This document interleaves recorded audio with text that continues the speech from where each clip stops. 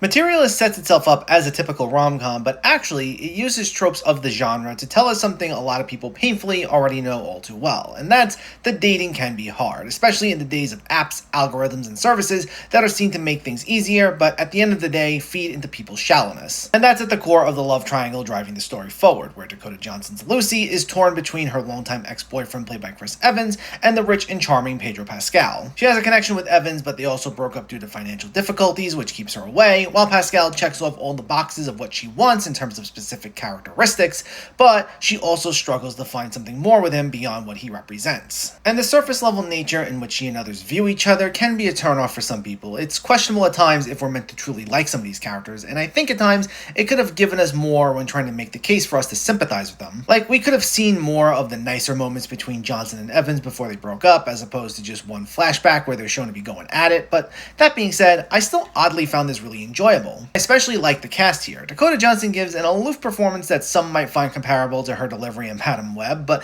as opposed to the so bad it's good superhero movie, this actually fits with her character being materialistic and at times emotionally distant, so it's not really a big deal here. Then Pedro Pascal is incredibly charming and serves as a reminder of how charismatic he can be when not tied up into the more dour material he's become known for, like The Last of Us and The Mandalorian. He also easily gets the film's funniest moment, in my opinion. But I thought Chris Evans gave the best performance with this consistently vulnerable energy to him that reminds us of what he's capable of when not shackled to the MCU. There are times when he's speaking to Dakota Johnson and he's trying to get back with her, but she keeps her distance, and we see through just a simple look on his face or the way he delivers a line reacting to what she said, and it perfectly conveys the hurt he's going through, even without him outright saying it or overselling it. I thought that was great. I also appreciate that despite the existential nature of its storyline, it has this inherently lower stakes personal feel to most of it so that it could just focus on its characters just being in the moment, which I appreciated. It doesn't overplay each moment like it's this big dramatic event, and the characters even have this sense of self-awareness about that, which I liked.